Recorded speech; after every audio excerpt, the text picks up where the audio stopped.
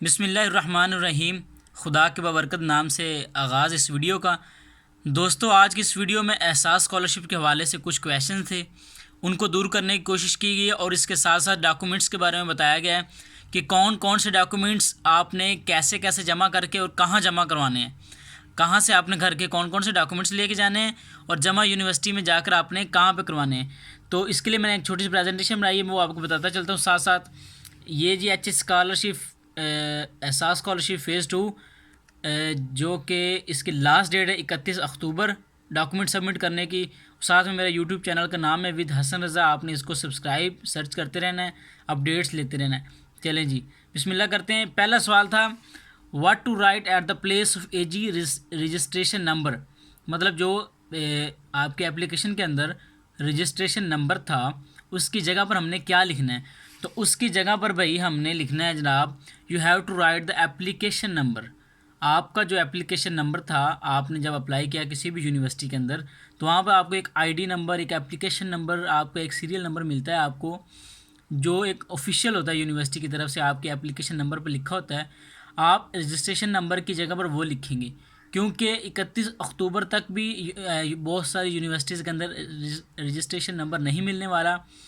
तो इसलिए इस बात से बचने के लिए कि आपके चांसेस कम ना हो जाएं, आपको इस तरह से ही अप्लाई करना होगा।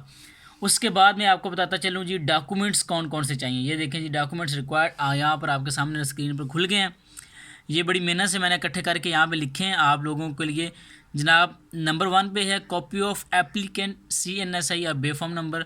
मतलब अगर आपका आईडी कार्ड बना है देन आप CNSI नंबर, और अगर आईडी कार्ड नहीं बना तो बेफॉर्म नंबर की कॉपी आपने एक लेनी है।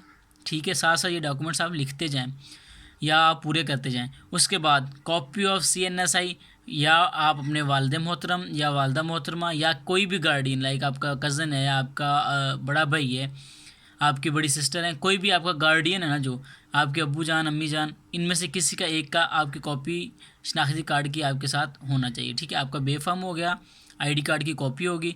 दैन जनाब सैलरी स्लिप है, अगर आप गवर्नमेंट एम्प्लॉय हैं आपकी सैलरी स्लिप होगी। अगर आप गवर्नमेंट एम्प्लॉय नहीं है देन आपका इनकम सर्टिफिकेट बनेगा। इनकम सर्टिफिकेट आप कैसे बनवाएंगे, आप किसी भी फ़ोटो स्टेट से इनकम सर्टिफिकेट का प्रिंट निकलवाएं। ठीक है, निकलवाने के बाद उसको फिल करें और अपने गांव में, अपने सिटी काउंसिल के अंदर किसी भी मोतबर आदमी से, चेयरमैन हो गया या आपका काउंसलर हो गया, ठीक है, वाइस चेयरमैन हो गया, उनसे जाके आपने स्टैंप वगैरह लगवानी है, या 17 ग्रेड का बंदा जो वहाँ पे स्टैंप और साइन करवाएंगे कि वाकई आप जो है ना इनकम सर्टिफिकेट आपकी इतनी ही इनकम है, जितनी आपने लिखी थी उतनी लिख कर वहाँ पर अपने साइन करवाना है। चौथे नंबर पर आ जाता है जी, if father is labour on daily wages, shopkeeper है या प्राइवेट जॉब करता है, then attach undertaking of income certificate on minimum amount of stamp paper of RS 50 rupees.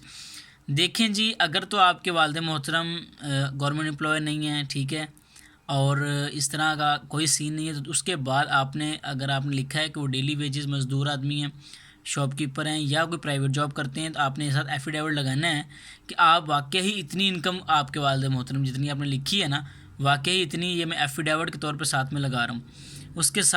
उसके बाद आपने क्या करना है, copies of last 6 month utility bills,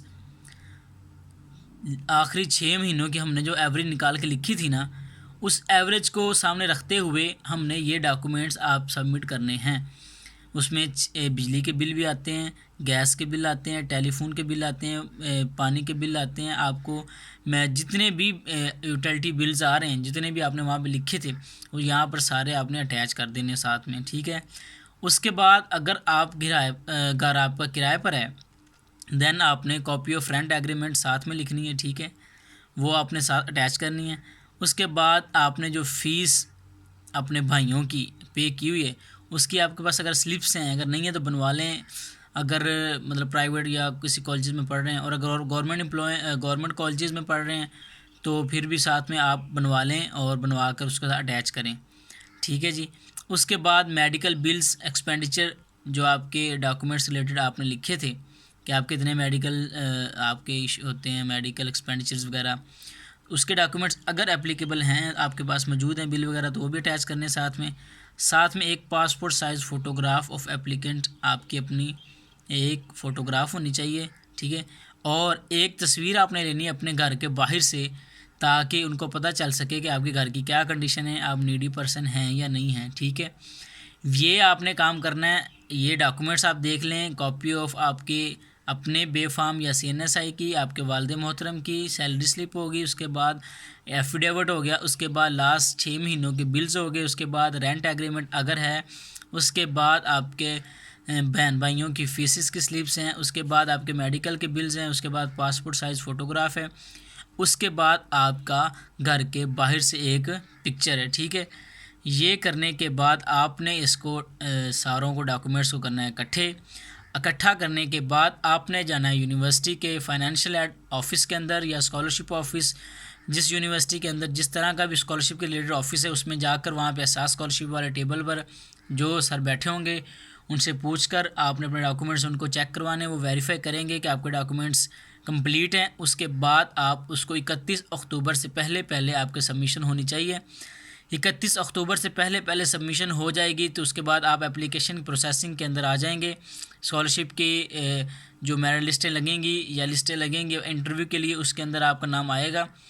otherwise अगर आप डॉक्यूमेंट्स करवाने में या आपने कोई ऐसे डॉक्यूमेंट्स आपका एवरेज जो आपने निकाल के रखी हुई थी वो पूरी नहीं हो रही या इस तरह से कोई इशू बन रहा है तो फिर आपके लिए मसला भी बन सकता है। इसलिए अपने तमाम तरह डॉक्यूमेंट्स को इकट्ठा करें, जल्द से जल्द यूनिवर्सिटी की ऑफ़िस के अंदर भिजवा कर या ख़ुद पहुँचाएँ ताकि आपका नाम स्कॉलरशिप के अंदर रह सके। और एफ़र्ट की है मैंने तो इंशाल्लाह आप लोग उसका रिकॉर्ड ज़रूर देंगे। मेरे चैनल को सब्सक्राइब कीजिए, शेयर कीजिए और अपने दोस्तों को पहुंचाइए ताकि वो भी स्कॉलरशिप्स वगैरह से महरूम ना रह सकें। इसके साथ साथ बाकी और बहुत सारी चीज़ें अपकमिंग डेज़ में आ रही हैं। शुक्रिया।